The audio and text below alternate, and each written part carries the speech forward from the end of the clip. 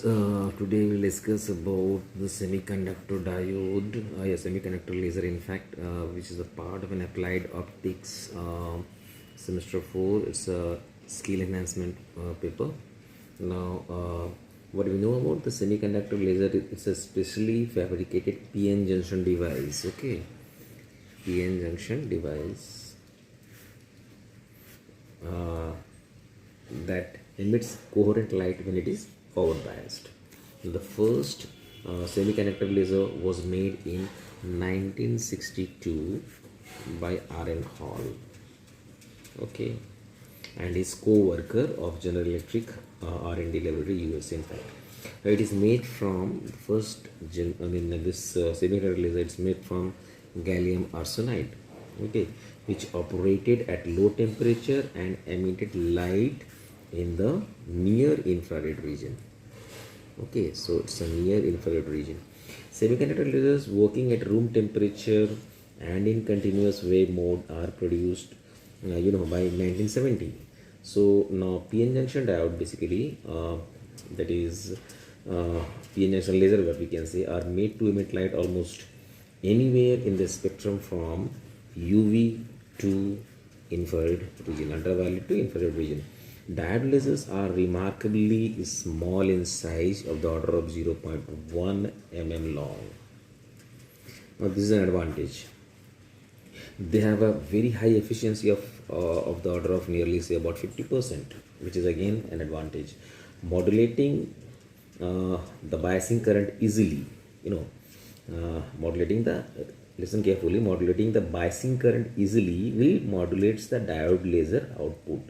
Now they operate at the low powers. In spite of their small size and low power requirement, they produce power output equivalent to that of helium neon laser. Now that's incredible. However, the laser output is usually in the form of a wide beam. Now that's a demerit. Okay, it's say from 5 to 15 degree, and as a consequence exhibit less monochromaticity compared to the other lasers. What is the advantage of the semiconductor laser? So the advantage of a semiconductor laser is that it is portable and easily controlled source of coherent radiation. Now, because of rapid advancement in the semiconductor technology, now diode lasers are mass produced for use in optical fiber communication, in CD players, CD-ROMs driver, optical reading, high-speed laser, printing, etc.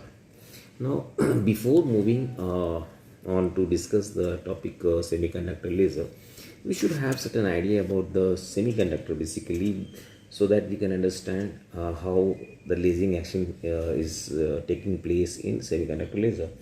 So semiconductor laser is a material with electrical properties, okay, intermediate to those of conductor and insulator, right? In semiconductor, valence electrons are tightly bound to the atoms and are locked up in covalent bond. Now this is the thing which everybody knows. A pure semiconductor crystal has exactly enough electron to fill all the states in the lower band, which is termed as valence band. However, a few electrons gain enough energy, say, now that's an energy gap, E subscript G. We represent this gap as E subscript G, okay, to jump into the upper band, namely conduction band. Okay, so in the case of a silicon and germanium, what happens is that the number of electrons that can jump into the conduction band at room temperature is very, very small. So the electron jumping to the conduction band leaves behind a quantum vacancy in the valence band. So the vacancy lies in the valence band, and the conduction electron goes to the conduction band. The vacancy is called a hole and is assigned a positive charge along with the other attributes of a particle. In a pure semiconductor, the number of electrons in the conduction band and holes in the valence bands are equal. So when a conduction electron, now this is the basic thing which you can see over here. I have already drawn it. This is the conduction band and this is the valence band. Here is the Fermi energy level. What happens is that the electrons from the valence band, it jumps from here to here. So while it jumps from here to here, what happens is that it creates a hole over here, okay, and this hole, it lies in the valence band, whereas it jumps Okay, it covers the energy gap Eg, and it comes to the electron. It comes to the to the level to the conduction band rather. What happens is that when the excess energy is given, okay, rather when you can say that when the conduction electron it falls into the valence band, it recombines with the holes. Okay, there. So the excess energy which this electron has taken to move from here to here, okay, is given out in the form of a heat or light. So suppose if it is given in the form of a heat, so it can be no more, I mean it cannot be used for laser action. But if it is given in the form of a light, obviously it can be used for lasing action. So that has to be very very clear. Now, these are the basic of this lasing action.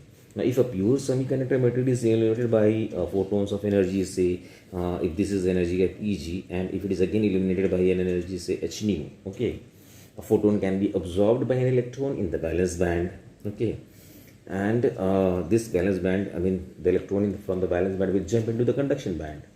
If on the other hand the photon hits an electron in the conduction band, okay, it can induce electron to make a downward transition to the valence band where the electron recombines with the hole, and a quantum of radiation with energy equal to this is released.